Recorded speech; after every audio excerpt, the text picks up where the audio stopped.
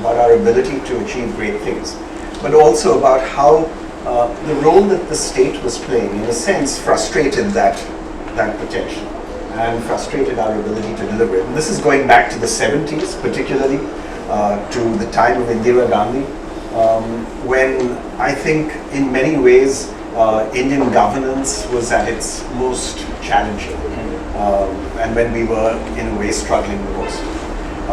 Subsequently, with the liberalization and opening up in post-1991,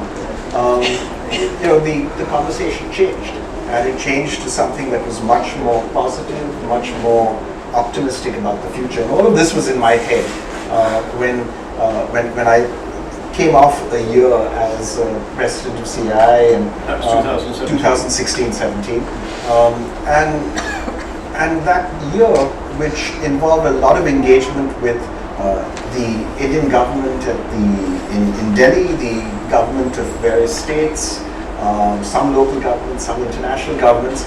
And what came across from that year was, first, internationally, the world really wanted India to succeed. I mean, when we went to Vietnam, when we went to Indonesia, when we went to Bhutan, the message we got was that India and Indian industry was not only welcome, but it was actively desired. We were seen as a benign force, we were seen as a force for good, we were seen as a counterbalance to China, but we were also seen as being desirable in our own right.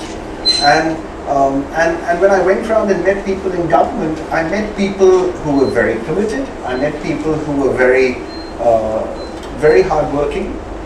I also met people who were very unprepared, who were very focused on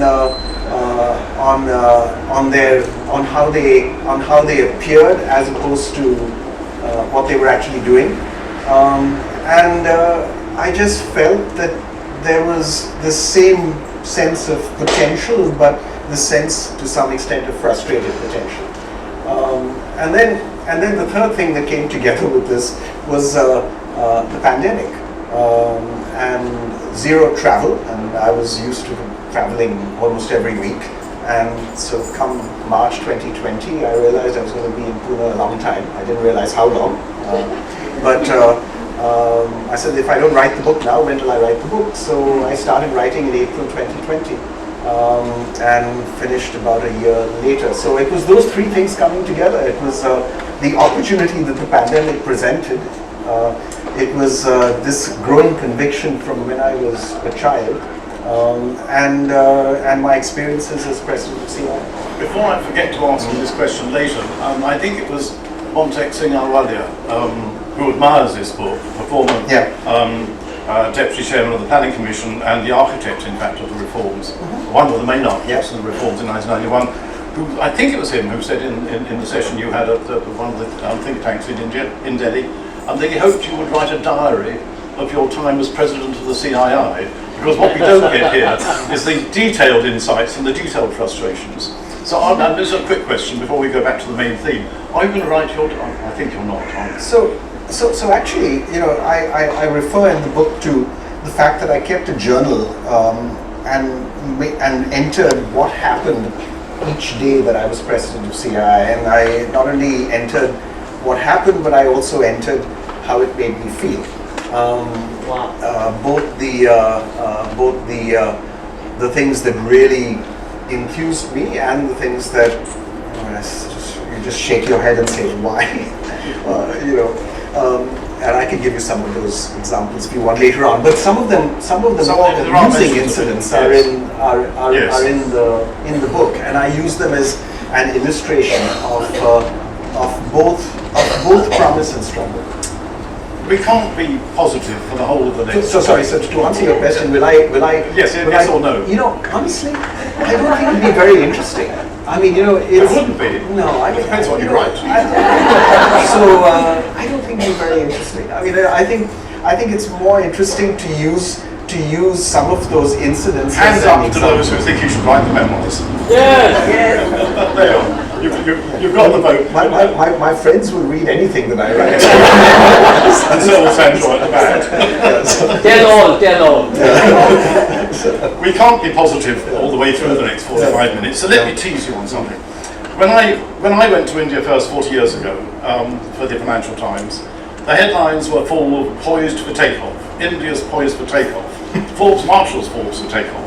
Everything else was on the springboard to greatness. Now, 40 years later, we still have the struggle and the promise. So if 40 years ago we were on the springboard to great success, and 40 years later we're still struggling and we're still talking about promise, I mean, promise is the same meaning as springboard. So it doesn't sound as though much has been achieved in the last 40 years. So actually, I think a lot has been achieved in the last 40 years. So, India's grown more rapidly in these last, not 40 years, but in these last 30 years. So since 1991, really, it's grown more rapidly in these last 30 years than at any previous time in our history. Second, we've been one of the 10 best performing economies in the world in these last 30 years. No, he says the best performing. Oh, sorry. I say one of the 10 best performing, which is more accurate. So anyway, so one of the 10 best performing economies in the world in the last 30 years. And I think many things have changed and come along very dramatically. I mean, in 1991, if you put television on, you watched Doordarshan. You were entertained by a stimulating program on how to milk a cow or something like that. I mean, in black and white. Yeah, fortunately.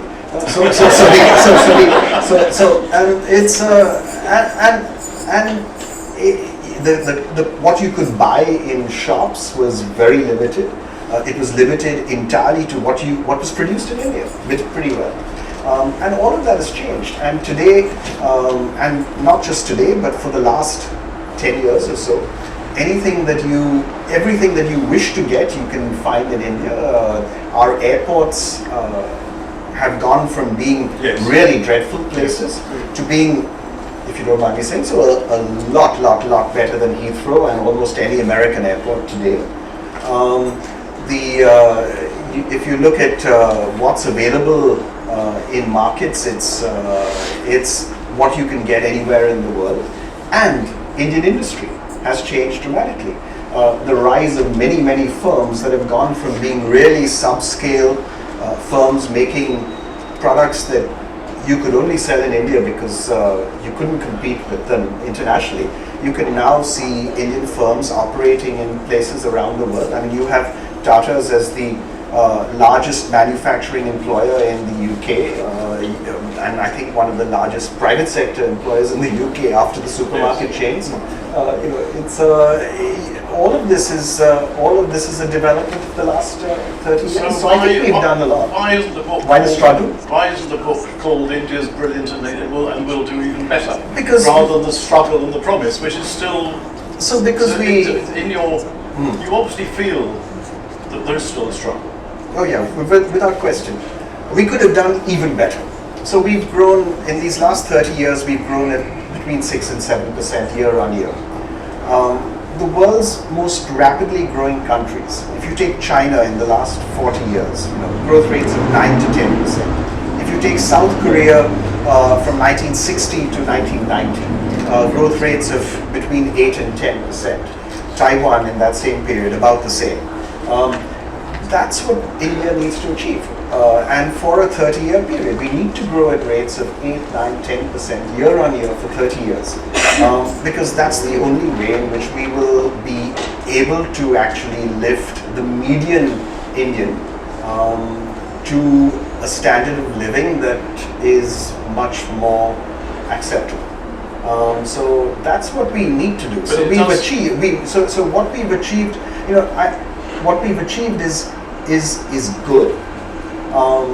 What we need to achieve is greater. But it's still a struggle. It's still a struggle, and the source of the struggle is that we, too often, I think our prescriptions for what needs to be done require a government and a government's competence that we do not have. So too often, if you read, I mean, if you ask me where I think my book is different to other analyses of India, is in the role of the state and in what I expect the state to play. And as a result of that expectation of the state and its role, and my expectations of the state are that it will play a more limited role but do those more limited things much better because it's focusing on just a few things like criminal justice, like policing, like financial regulation, like primary education, like primary health. That's about the list. And it needs to focus on those things and do it better because it's doing only those things. And not trying to pick industrial winners, not trying to do industrial policy, not trying to incentivize and subsidize firms, not trying to protect firms. But one of your interests, and there's a chapter, a section of the book on it, is on design, by which you don't mean just making things look nice. You mean I think really innovation. Meeting innovation and meeting needs that people have. Yeah. And doesn't that in a country like India, where businesses are often in it for somewhat negative as well as positive reasons, doesn't that need government intervention in order to encourage design and innovation? Can you leave the private sector to do it itself? So where is the role of the state? The role of the state is what it's done, by the way, for design, which is to set up the National Institutes of Design, which you chaired, I think. NID Ahmedabad, for a few years, a great institution. Having set it up, let it get on with the job. Let it expand it as it wishes. Force it, in fact, to attract more funding from the private sector. Encourage it to expand and add students and courses. Encourage it to become a full-service university, and encourage it to interact much more with Indian industry. And then don't try to control. Okay, no, you can't open a new campus XYZ because we're going to do that ourselves at some other time. And there'll be some votes in it. There'll be votes in it for the local MP or whatever. I don't think it's that. I mean, I don't think it's. I don't think think it's the construction. No, of the campus. no. I don't. I would argue that our struggle comes much more from sins of omission than sins of commission. I mean, I think it comes much more from say a bureaucrat who doesn't want to relinquish control than from a bureaucrat who's actively trying to do something wrong. So I mean, it sounds like a waffle, but I think it's the way it is. What was your experience of being the chairman of the Ahmedabad Design Institute? You were talking about not wanting government interference. Yeah. So let's have a few paragraphs of a diary on your time there. So I'll give you two examples. One from the National Institute of Design in Ahmedabad, and one from the India Design Council that I also chaired at that time. So one from the National Institute of Design. One of the things that I was encouraging the institution to do was, I said, let's go for autonomy. Let's go for full autonomy from the government. We were officially an autonomous institution. I said, let's go for full autonomy from the government, and we can only go for full autonomy if we raise all our own funding. Yeah. So yes, we should go to the government for help in setting up a new campus, building new infrastructure, etc. By all means, right? But we had the ability to at least take care of all our operating expenses. It was very difficult to get the faculty to go along with this. I didn't succeed, right? And I said to the joint secretary from the department that was on the NID board was who thought he was in charge. Who knew he was in charge? So what I said to him was that look, we should work in a coordinated way where we say we will try to become autonomous and independent in terms of all our operating funding, so that the government doesn't need to support NID with an operating budget each year. In return, we need complete autonomy. So the selection of the director should be left to the board, because you say it's an autonomous institute, you say it's an institute of national importance. Don't pick the director, right?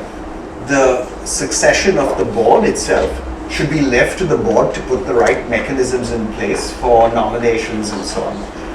None of that happened. right?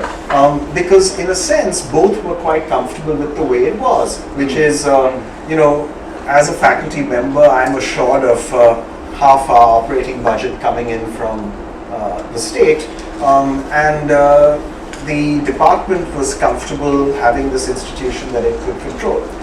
So to give you an idea of what actually happened, the term of the director ended.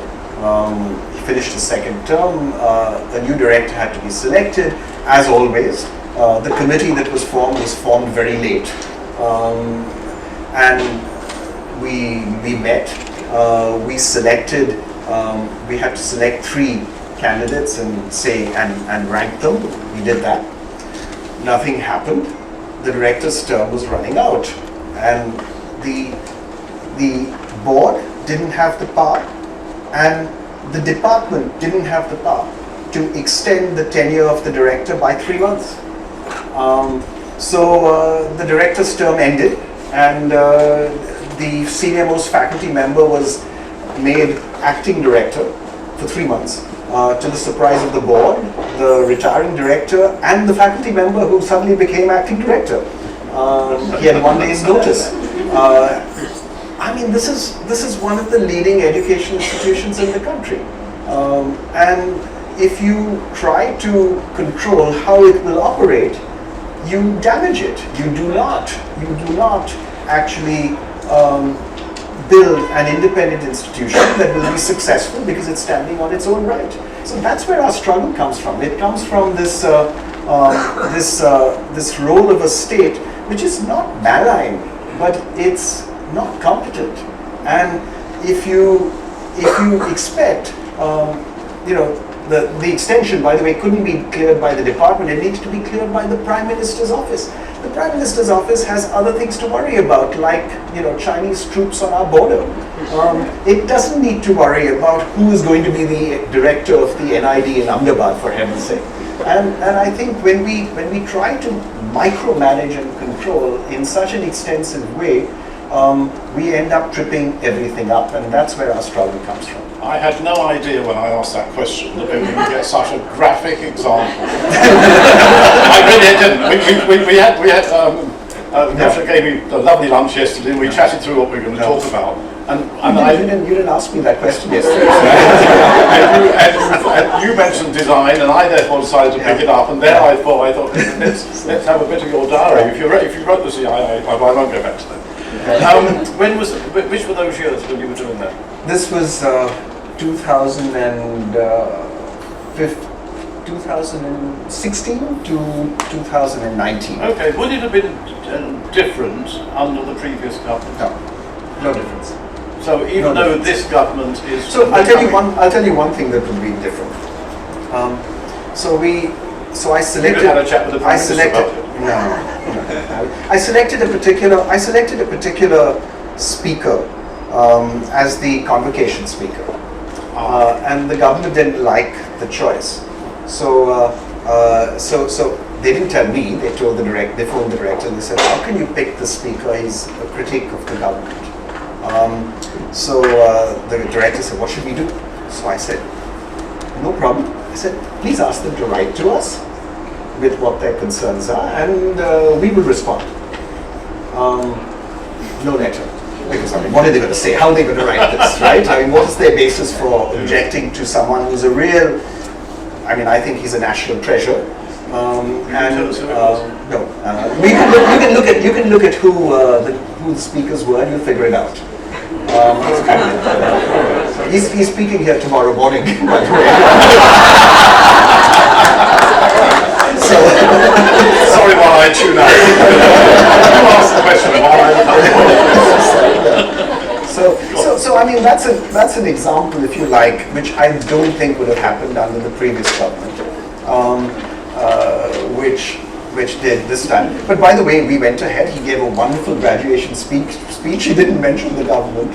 He didn't? No, that's a convocation speech is not it's not the appropriate venue to criticize the government. And if anybody of you wants to know what Ramchandra Guhar's views are, you go along tomorrow morning mean, at this event actually. Yeah. Probably in the main. I think it's in the Darbar Hall. In the main Yeah. hall. Well, that's a micro example and a brilliant one of how India doesn't work. I mean, it's serious. And we were going to go on later, but we can do it now, to the role of institutions and the fact that you believe very strongly in the independence of institutions. Yes. And the current government, and you are critical about this in the book, so I'm staying with the text, so to speak. You are critical about the way that it has weakened and undermined institutions. Quite apart, although in a way they were weakening yours because they wouldn't let Ramchandra Guha, or didn't want him to speak. But what's your view on the way that institutions are now being, I forget what word you used, probably not undermined, but let me use that. I think their independence is being, challenged. I mean, it's not unique to India. It's actually entirely consistent with any leader of any country who thinks he, unfortunately it generally is a he, has all the right answers.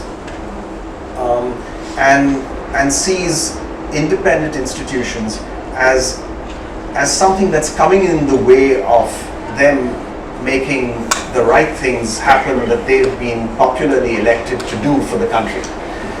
So I think it comes from that. And I mean, we saw it with, we saw Trump attacking institutions all the time in the US that stood up to him, and certainly through one term were able to stand up effectively. And Boris Johnson here too. Yes, the institutions that forced him, for example, to back off in Parliament at a particular point in time, where he was basically saying, never mind what I said, never mind what I committed, etc. Here's what I want to do, and the institutions. So it's not just India. So and then look at places where look at Hungary with Viktor Orban and what he's done with every independent institution pretty well. Look at Turkey, what were you supposed to call it now, with Erdogan and what he's done with almost every institution. And what Modi's been doing in India is similar. He sees independent institutions as something that comes in the way of the speed with which he wants to move. I think it's a big mistake, and especially a big mistake for India. And let me give you an example, which I talk about, by the way, in the book. During the second wave of COVID, which was devastating in India, really devastating in India, there was this very wrong signaling that was going on in the public imagination, because we had 5 states that were going to the polls in April, May last year. And the national leadership and the state leadership both were campaigning without any reference to COVID and COVID protocols and so on. And that included the Prime Minister, the Home Minister, and it included the Chief Minister of West Bengal, and the ministers of the state government of West Bengal were from the opposition, who were all completely freely moving around with these huge election gatherings. I mean, throwing all caution to the winds, right? The Election Commission at that time, the question was, why were they not trying to stop that? Well, they didn't stop it because they weren't operating independently. So the Madras High Court actually issued a statement raising the question of whether or not the Election Commission of India should be charged with murder. Yeah? About a month later or 2 months later. And this is public record, right? This is Madras High Court did that. And yes, it would have been inconvenient, right, to both the state government and the national government if they had been stopped from campaigning quite so publicly and aggressively, right? But was India, and were they as politicians and political leaders really better off with the international opprobrium that India received as a result of our handling of the second wave? I don't think so. So I think one of the roles of independent institutions is to actually protect us from ourselves. It's to protect us from doing silly things. You said earlier that the world wants India to succeed and wants India to. Do you think it's happy with the India it sees at the moment? So, yes, with India, I didn't warn you about this question either. Sorry. No. It'd be very boring if you only asked me. Very entertaining. Yeah. So with India, the answer to most questions is always yes and no. It's a good, Of course. It's also the answer that you normally get from academics. Whatever you say is right if you turn it upside down. On the other hand, right.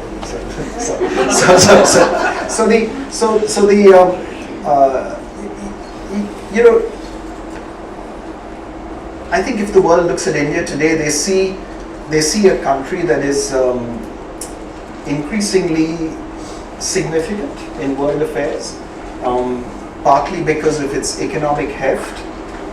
In fact, no, let me change that. Largely because of its economic heft. And if we really want to be taken truly seriously in the world, we have to worry about our economic heft more than anything else, because that's why we count today and we didn't in 1991 in world affairs. Because we are the world's 5th largest economy, and in 1991 we were whatever, number 16 or something like that. Right? So, today we matter. Right? Second, I think we matter also because we are a democracy. Right? And I think if we were a democracy that was more respectful of independent institutions and had more great independent institutions, we would matter even more. Right? So we keep saying in India, and most other countries in the world say this too, that we believe in the rules-based international order. And it's true, we believe in the rules-based international order as long as the rules-based international order is deciding things in the way in which we like. And that's true of every other country too, right? I mean, it's true of the US, it's true of the UK, it's true of most other countries as well, right? That everyone says we believe in a rules-based international order. The test of whether or not you believe in a rules-based international order is your acceptance of those rules telling you that something that you are doing is not consistent with those rules. Whether that's at the WTO, whether that's at the WHO, whether that's at the United Nations, whichever multilateral institution one is talking about, because that's what the source of the rules-based international order is. This doesn't say that the multilateral institutions are these angels who do a perfect job, but the way in which a rules-based international order is implemented on the ground is through multilateral institutions. And if you believe in it and you say you believe in it, then follow what they say. And if you want to change that, then fix the institutions. Don't try to avoid following what they say. One of the things you're concerned about is social cohesion, and this takes us on naturally to that and what's happening at the moment with the comments that the 2 BJP spokesmen made about Islam and Muslims, and the huge international criticism which has now arisen, which India really can't ignore. Biden and other people can criticize the way that Muslims are treated in India, and Modi can more or less ignore it. The government has shown that it can't ignore the whole of what we call the Middle East and many other countries exploding with horror at what's happened. And social cohesion is a problem. So, if there is one thing that I think could disrupt India's promise, it's social cohesion in the long run. If there's one thing. Long run or short run? Long run. I think it's a long run question. I hope it's not a short run question. I mean, it's. Is it really building up? Is it? So, if look at it this way, we have a population of 1.4 billion people. 200 million out of the 1.4 billion are Muslims. Are we really a stronger country if 200 million people are disaffected? That 200 million people feel unwelcome. 200 million people feel that they're in the country on sufferance, of the majority. That they need to kind of be there on the basis of being, tolerated. I mean, that's not the way to build a really strong, successful, long-run country, I think. So that's my argument. That you can have whatever your own opinions are, right? But if you believe in a really strong, effective leadership role for India in the long run, you would be foolish to disaffect 15% of the population. But that's what's happening. I think that's what's happening, and I think I like the fact that there's this opposition. I hope that the initial corrections that we've seen will keep being deepened, so that we correct ourselves. You know, in India, one of the sources of promise in my own head is that we constantly surprise ourselves. You know, you worry about the Supreme Court being pretty spineless for a few years, and suddenly you get a Chief Justice who the independence of the Supreme Court comes back with a bang. I mean, it's where that came from, how that happened. It happened. It's happening now. It's great to see. So you know, you have these renewal episodes that I think constantly restore my own faith in our promise. And India's so large that this can crop up all the time in different ways and different places. And in different places, you know, the federal structure of India is very, very crucial to India's long-run success. The fact that you know, much of the South is ruled by opposition governments. Maharashtra, as the second largest state in the country, is ruled by an opposition government. West Bengal, as the third largest, is ruled by an opposition government. I mean, these are important as checks and balances in the way in which we develop. Just flipping back though, thinking of two prime ministers, Narendra Modi and Manmohan Singh. Manmohan Singh, of course, a distinguished economist, a great reputation, still on the pedestal, which is pretty unusual for former prime ministers. But isn't Narendra Modi a stronger leader? Isn't he leading? I mean, if you're looking for a leader to get things done, isn't he a stronger? You know, I think I'm not a believer in strong leadership. Oh, right. Yeah. You know, I thought Trump likes to. Oh, of course. Yeah. Boris Johnson likes to, you know, be the. He definitely doesn't see himself as first among equals, right? You know, it's a and this strong leadership thing, if you ask me, is completely bogus. What you need is good leadership. You need someone who will do the right thing. Whether that right thing happens by consensus or by a stronger leadership is to be a second order question. So if you have a strong leader who happens to be really wise and good, fantastic. Then you have Lee Kuan Yew. Yeah. And so as a journalist, I can't agree with that because he didn't believe in freedom of the press. But never mind. Yeah, he didn't believe in freedom of the press. I agree with you. We can talk about Singapore, but it's. No, I know what you mean. But the country progressed dramatically and in a very, effective judgment way, right? But that's not how India can progress. Yeah, India's again 1.4 billion people. We have this hugely diverse culture. We have this mix of states that is, how many, 21 official languages and so on. I mean, all of this adds up to tremendous diversity. And if you want that tremendous diversity to show up in positive ways on the ground and in progress, then you have to enable progress, not dictate it or lead it. So that's the role, it seems to me, of leadership. The role of leadership is how do you address those few things that have to be done right, and how do you enable leadership so that private enterprise, NGOs, individual citizens can play a bigger role in progress and development. And of course NGOs are having a fairly hard time at the moment. On one count, on foreign funding. You made an interesting remark to me yesterday that if you want to get something moving, if you want to get a reform started in India, you need to have a minister who's interested, you need to have a secretary in British terms, permanent secretary, Who's competent. who's interesting, and you need to have the Homework done. you have to work the work done. Yeah. It's occurred to me afterwards, so that in fact is what happened, and I don't want to go back to this, but in 1991, because Exactly. you had a Prime Minister, Narsimha Rao, Yeah.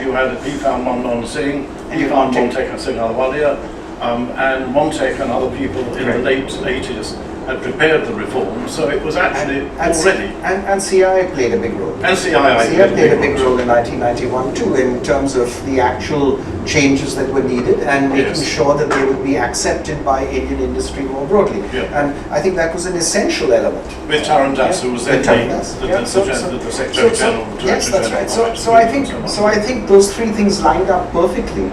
And enabled the 1991 reforms to happen. So it's not a very systematic way in which reforms happen, but it catch can be ready for it. It works. Yeah.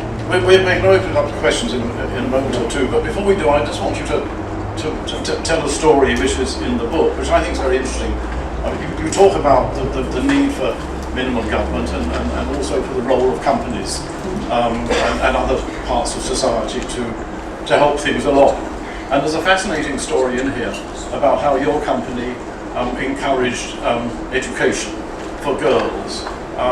One of the weird things I find, one of the many contradictions in India, is that you always hear that primary education is a disaster because the schools aren't properly managed, the teachers never turn up, the children never go, they all drop out of school early, and then you go travelling out of Delhi, out of whatever city you live in, and all along the roads are these lines of smart children dressed in gym slips and shorts, just as they would be in England. And you think, well, hey, where's this lousy education system? It is obviously working.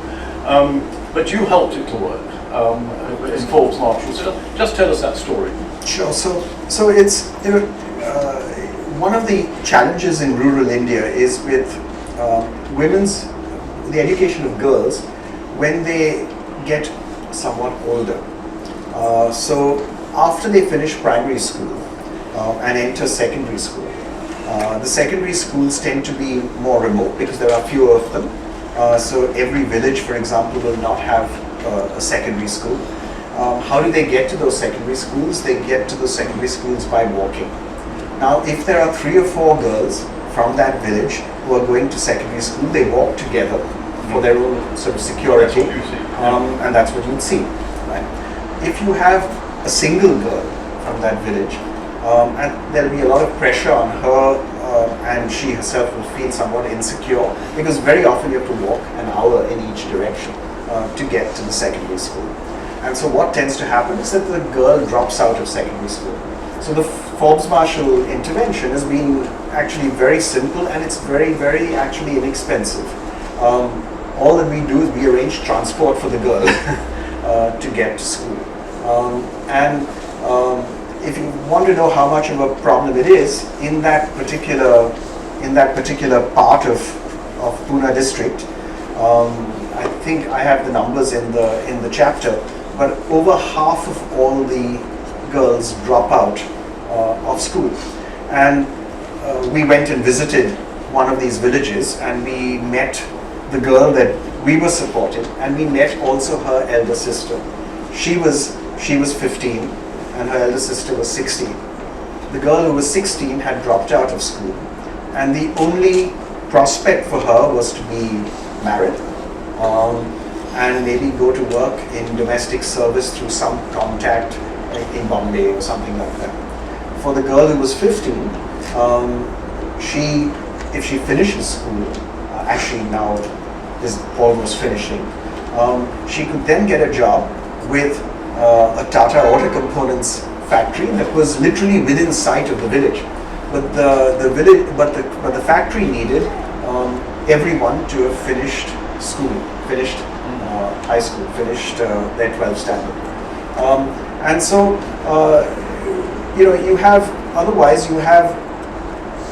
literally thousands of girls dropping out of school for really a very unfortunate reason. I mean, the school is available, it's available free, it's provided by the state, the secondary school, the school is okay.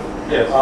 But the girl needs to get there and get back home in a safe way. So that's what we do, and now we're doing it together with Tata Auto Components, together with Bajaj Auto. So there are about 3 of us as companies, and we've said that every girl in the district, if the girl wants to go to school, we will ensure they can get to school securely.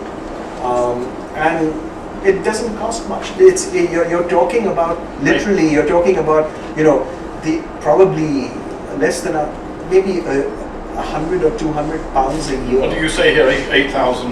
Yeah, 8,000 rupees. So which is 80 pounds. 80 pounds 80 pounds. a year.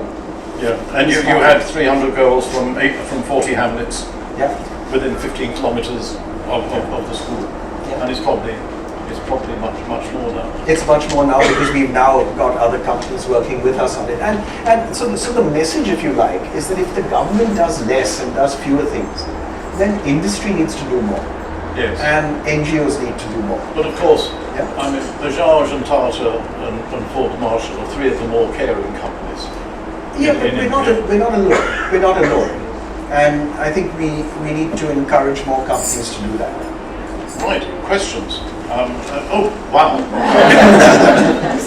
Where should we start? Let's start right at the back in the middle, in the blue.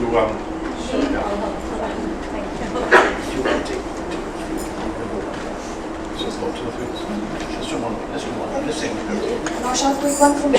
Do you think a change in the state leadership will shorten the struggle to keep the promise of India becoming a superpower?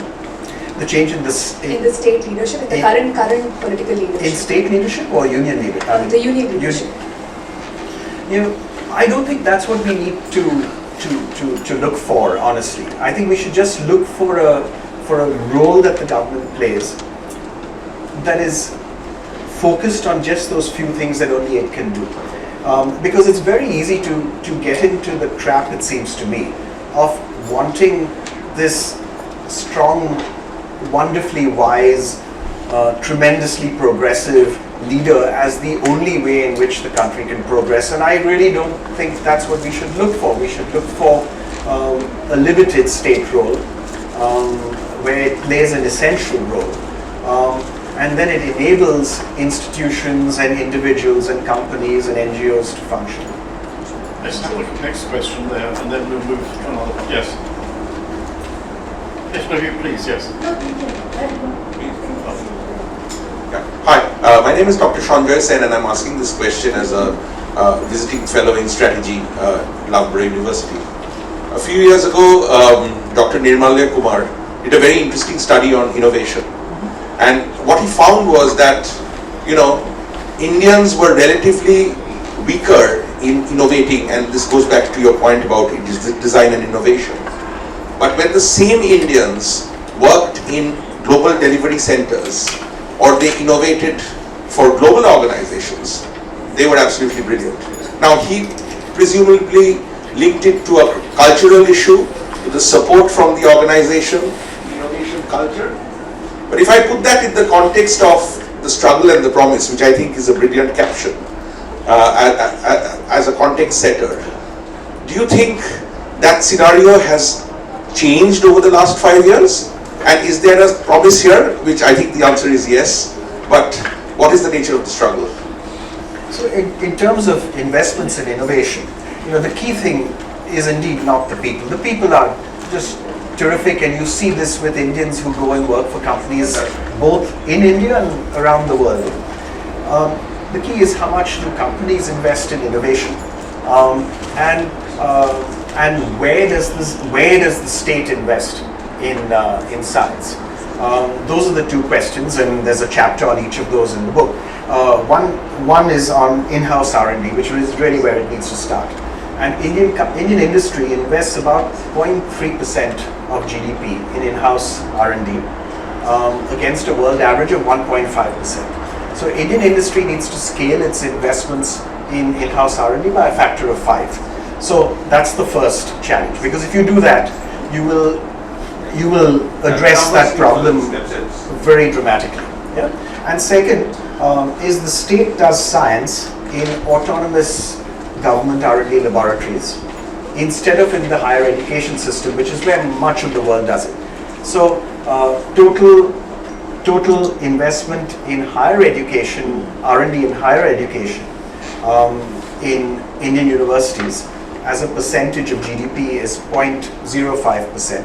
The world average is 0.4%. So we need to scale our investments in higher education, in R&D done, in research done in the higher education system by a factor of 8. Those are our two things. Those are our two tasks, and I talk about how. But and of course the numbers speak for themselves. Yeah. Oh, you've got it. It's here. If the promise we were to say is all the things you described, especially young girls from very, very remote parts of India actually coming into the education system, the number of first-time graduates, the entrepreneurship, social entrepreneurship, I mean all of that really is the promise. Yeah. And every time the promise wants to move forward, we have the struggle of the puddle. And the puddle could either be not just the state at the top level, but as you described, if you try to get something, you don't have an FCRA, you try to do something, it's not going to happen. So do you believe that the only way for the promise to move forward is walk around the puddle, or is there any other way? So you hope that you have a degree of wise governance at a particular point in time that gets rid of the potential to form those puddles. So it gets the state out of the way. It gets the state out of regulating foreign contributions to NGOs. This was something that was brought in by Indira Gandhi, improved by Manmohan Singh's government, and then perfected by the current government, right? And to me, it's completely counterproductive because it deprives funding to NGOs that really benefit from it. Are there NGOs that misuse these funds? Yes, there are. But do you want, for the 2, 3, 5% of NGOs that misuse, these funds, do you want to cause problems for the 95% plus that do a great job? I think that's the question, right? So you simply say, listen, get these puddles out of the way, in a way. And if you can't, go around it. And NGOs, of course, are not liked by most governments. I mean, this government in particular, because it doesn't like those that might publish its message. No, but the other previous ones in the environment because they blocked projects. That's right. The previous government was very concerned about NGOs that were blocking, let's say, the construction of a nuclear power plant. I mean, they were. Yes. But I think that's the independence thing. That if you believe in a country progressing on the basis of individual initiative, you'll get the rough with the smooth. You'll get things that will be blocked that seem very worthy, and you'll get things that will move very rapidly because someone passionate is making it happen, and you'll get both those going on at the same time. In the front. Okay, one at the back and then in the front. Oh, not at the back, it's on the side, sorry. Thank you. If you could tell us who you are, if Sure. you wish to, then that's interesting, but you don't need to. It's fascinating. I'm Dan, and I've lived in Delhi for the last 9 years with my family, and my favourite Hindi word, I think, is jugaad. And so I'd love you to say a little something about this idea of frugal innovation and the extent to which you think that could help to realise India's promise, not just for its own development, but potentially as a hub for innovation for the rest of the world. Before you answer that, we should praise the team for the jugaad that has enabled us to stage this festival after the fire. Yesterday, the magic yesterday as jugaad came into play was quite remarkable. Yeah, exactly. Jugaad, or which is a word that means someone can probably translate it more precisely for me, but for me it has elements of everything from making do to magic. Yeah, and so you pull things together and you produce the result. I'm not a believer in jugaad for innovation. Yes. Right? For dealing with a particular challenge, like the fire at the British Library yesterday night, it's fantastic. So, because you simply say, how do we do it? What do we need to do? Who needs to do what? And everything falls in place. They do a wonderful job, and you create a venue that didn't exist, 15 hours earlier. So, jugaad to make do and get things to happen at the last minute, absolutely. I'm a big believer, and we do a fantastic job with that in India.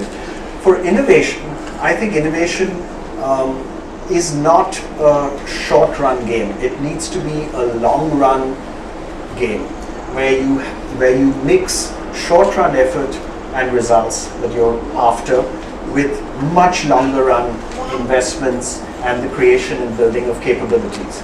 And the creation and building of capabilities is absolutely inherent to innovation. And Jugaad short circuits that entire capability building process. So I'm not a believer in Jugaad being India teaching the world how to do innovation. But it leads on to frugal engineering. So, Do you like frugal engineering is okay. Frugal innovation is different, and I'm not sure it's okay. So when you say by frugal engineering, if it means removing cost from the individual product or service that you're providing, that's okay, right? Because the intention is not the process that you're following, but it's the outcome that you seek.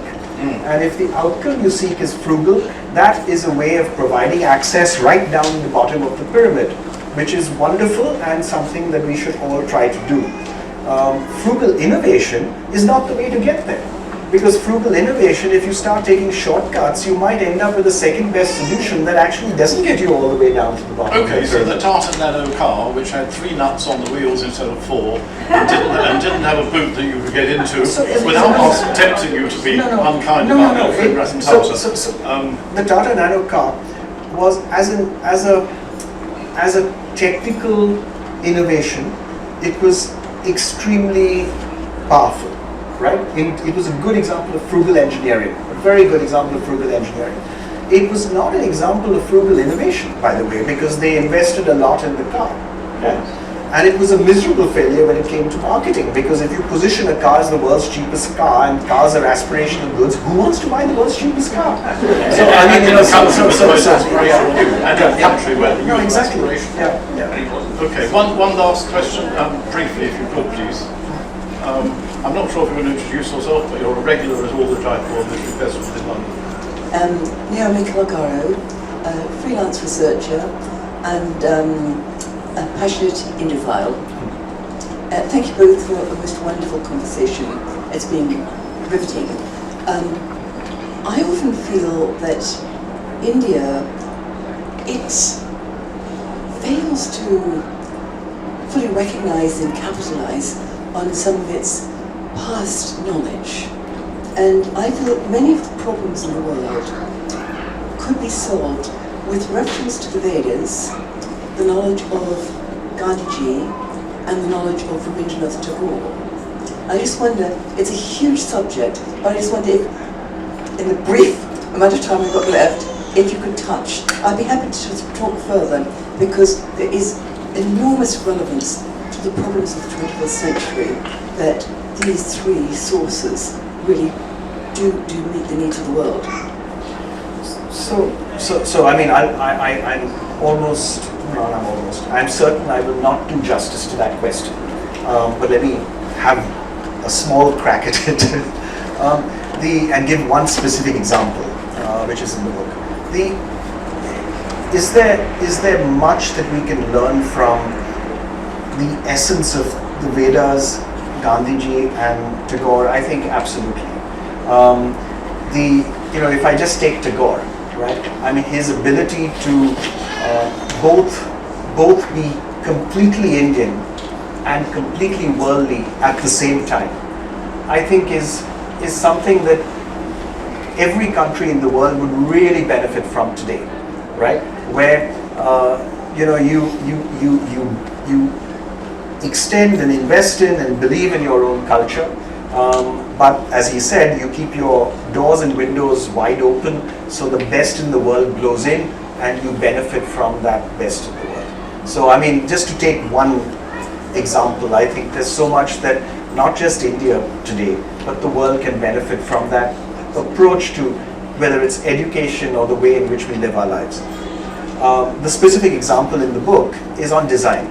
I believe one of our great untapped opportunities in India is to combine our very rich craft traditions with modern industry.